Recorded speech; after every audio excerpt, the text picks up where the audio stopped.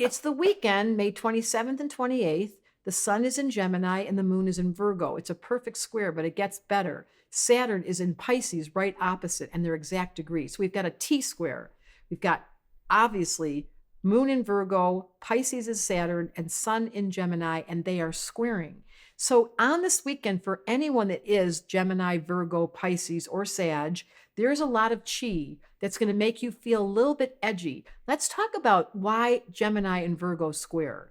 If you have this in your chart, it is a nonstop thinker. It's the mental noises in your head that don't go away. So they tap their foot under the desk, they have their list, and they doodle all the time on their list. They make lists, but they're doodling and then they lose the list. It's mutability, which describes a personality type who has so many things going on at the very same time, they can't keep track. But they do keep track, but they do it in a very haphazard fashion. So if you follow a Gemini Virgo around, you're like, whoa, they got so much done in a day. They had their list, they went shopping, they made the food, they made the calls, they picked up the kids, but they did it in a way that you couldn't even tell what they were doing. And by the way, they're kind of nervous because they're carrying so much voltage. So during Saturday and Sunday, there's a high voltage. Thank you, summer. We love when May is around. We enter the Gemini season, and there is a very strong square. If a baby was born with this and they had that perfect T square, you would say immediately to the mom, smart, high energy, loves to get things done, and please tell them to clean up their room.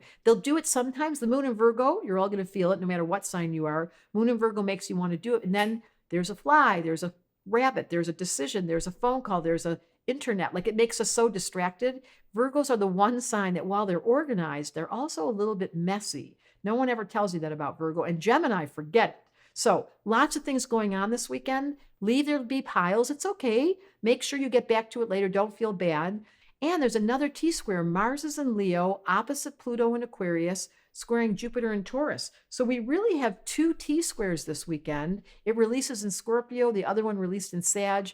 I would just say permission to be a little bit wild this weekend. You're going to feel a high degree of energy. Nothing's wrong. Please don't make the mistake that because things are wonky, this is the nature of this reality. Things go off so we can bring them back on. Things go wrong so we can learn a lesson. Nothing is here haphazardly. As Einstein said, God is not playing with dice. But this is definitely a weekend with a high voltage, with two T squares, and Gemini Virgo, that combination. They have so much internal dialogue. Is this the right answer? Am I doing the wrong answer? Am I being noticed? Should I be quiet? Should I be talking too much? They both love to talk. Virgo and Gemini together, oh my God, they are so verbal. So they both are ruled by Mercury.